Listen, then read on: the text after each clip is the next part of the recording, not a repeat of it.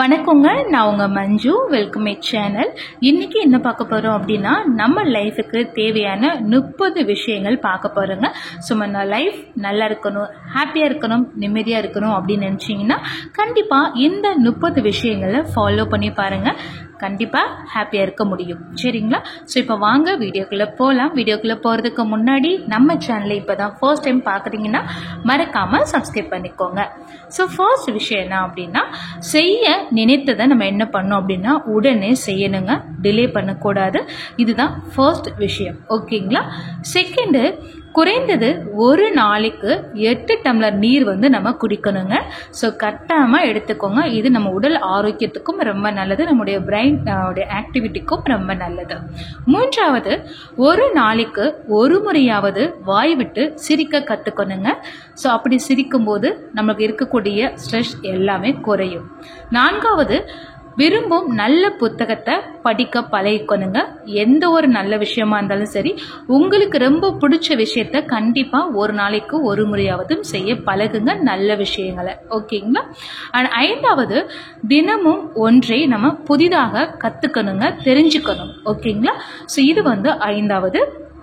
Next ஆறாவது, பழைய நண்பர்களை நம்ம என்ன பண்ணோம் அப்படின்னா சந்திக்கணுங்க. இது நம்ம வாழ்க்கைக்கான ஒரு நல்ல விஷயம் அப்படின்னு சொல்லலாம். ஸோ கட்டாயமாக உங்களுடைய பழைய நண்பர்கள் இருந்தாங்கன்னா டைம் கிடைச்சதுன்னா கண்டிப்பாக போய் பாருங்க. ஓகேங்களா? அண்ட் அடுத்ததாக, நடைப்பயிற்சி செய்ய விரும்பணுங்க. குறைஞ்சது ஒரு நாளைக்கு அட்லீஸ்ட் ஒரு 3 ஹவர்ஸ்னாச்சு நம்ம நடைப்பயிற்சி பழக கற்றுக்கணுங்க. அதாவது வாக்கிங் போகணும்.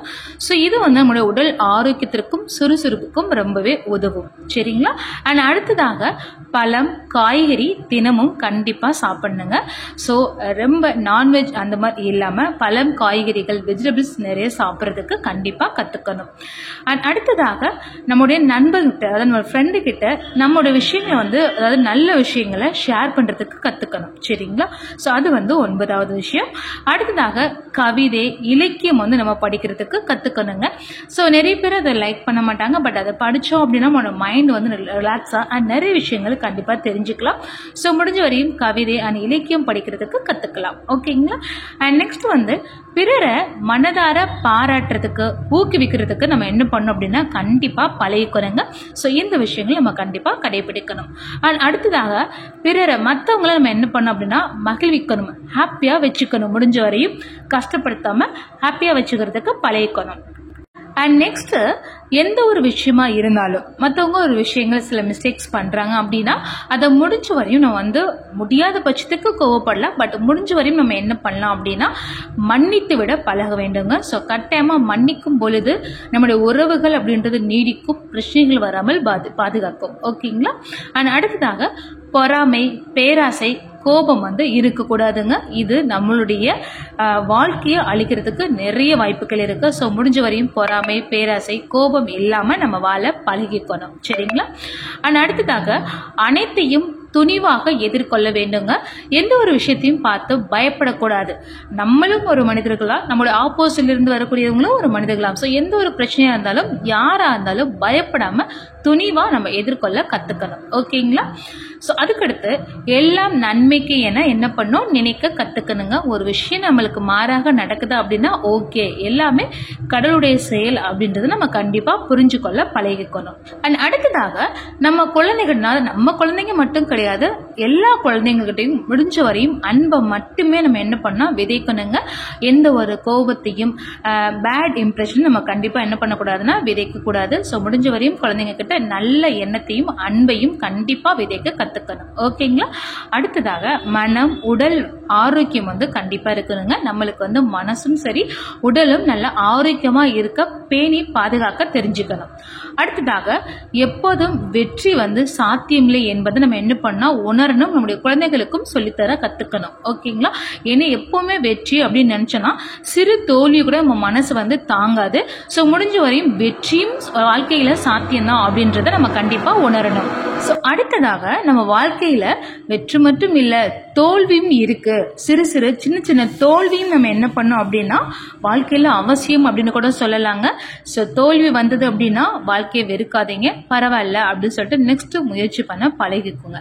அண்ட் அடுத்ததாக நல்ல நண்பர்கள் நம்மளுக்கு வந்து ரொம்ப ரொம்ப முக்கியங்க. ஸோ முடிஞ்ச வரையும் நல்ல நண்பர்களை நம்ம வந்து என்ன பண்ணணும், சம்பாரிச்சு வைக்க கற்றுக்கணும். ஓகே, நம்பிக்கை நம்ம வாழ்க்கையில ரொம்ப அவசியங்க. அது மெயினாக தன் பலன். ஓகேங்களா, நம்முடைய நம்பிக்கை வந்து நமக்கு இருக்கணும். அதே சேம் டைம் நம்மகிட்ட இருக்கக்கூடிய பாசிட்டிவிட்டியை நம்ம என்ன பண்ணால் உணர கற்றுக்கணும். ஓகேங்களா. அண்ட் நெக்ஸ்ட்டு பிறர்கிட்ட நம்ம நல்லதையே நோக்கணுங்க. அதாவது நல்ல விஷயங்களை நம்ம பார்க்கணும், கெட்ட விஷயங்களை பார்க்க கூடாது.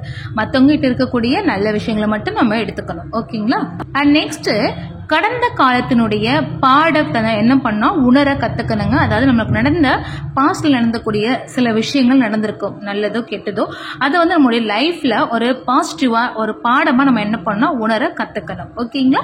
ஆனால் அடுத்ததாக நிகழ்காலம் வந்து நமக்கு என்ன பண்ணால் பயன்படுத்த தெரியணும். இப்போ இருக்க அந்த ப்ரெசன்ட்டுடைய டைமை நம்ம என்ன பண்ணோம் வேஸ்ட் பண்ணாமல் யூஸ் பண்ண கற்றுக்கணுங்க. ஆனால் அதுக்கப்புறம் எதிர்காலம் வந்து நம்ம தயாராக இருக்கணும். ஃபியூச்சரில் என்ன விஷயங்கள் நடக்குமோ நடக்காதோ, பட் என்ன ஒரு விஷயம் நடந்தாலும் பரவாயில்ல பார்த்துக்கலாம் அப்படின்ற ஒரு நம்பிக்கையோட எதிர்காலத்துக்கு நம்ம என்ன பண்ணோம் தயாரா இருக்கணும். ஓகேங்களா. அதே மாதிரி இன்முகம் பழக கத்துக்கணும். மற்றவங்க கிட்ட பழகும் பொழுது இன்முகமா பழக நம்ம என்ன பண்ணணும்னா கத்துக்கணுங்க. ஸோ அன்போடையும் ஒரு அக்கறையோடையும் நம்ம என்ன பண்ணணும்னா பழகுறதுக்கு கத்துக்கணும். ஓகேங்களா. சிரித்த முகத்துடன் சொல்லலாம். ஸோ இதுதான் மெயின் விஷயம். அண்ட் அடுத்ததாக வெற்றி பணம் இது மட்டுமே பொருள் இல்லை அப்படின்றத நம்ம வந்து உணர்ந்துக்கணும். இதை தவிர்த்து நம்ம உறவுகள் அன்பு இந்த மாதிரி நிறைய விஷயங்கள் இருக்குன்றது நம்ம என்ன பண்ணணும் புரிஞ்சுக்கணும். ஓகேங்களா. நம்முடைய மகிழ்ச்சி அப்படின்றது நம்முடைய மனதை பொறுத்து தான் அப்படின்ற விஷயத்தை நம்ம வந்து கண்டிப்பாக கற்றுக்கணுங்க. ஸோ மகிழ்ச்சி வந்து இது இருந்தாதான் பணம் இருந்தாதான் இப்படி இருப்பேன், இவங்க இருந்தாதான் அப்படி இருப்பேன்றதை தவிர்த்து நம்முடைய மனம் நல்லா இருந்தது அப்படின்னா நம்ம மகிழ்ச்சி அப்படின்றது ஆட்டோமேட்டிக்காக நம்மளுக்கு கிடைக்கும் அப்படின்றத புரிஞ்சுக்கணும். ஸோ மற்ற விஷயங்களுக்கு நீங்கள் ஈடாகாம மகிழ்ச்சி வந்து நம்ம மனதை பொறுத்து தான்றதை நீங்கள் புரிஞ்சுக்கணும்.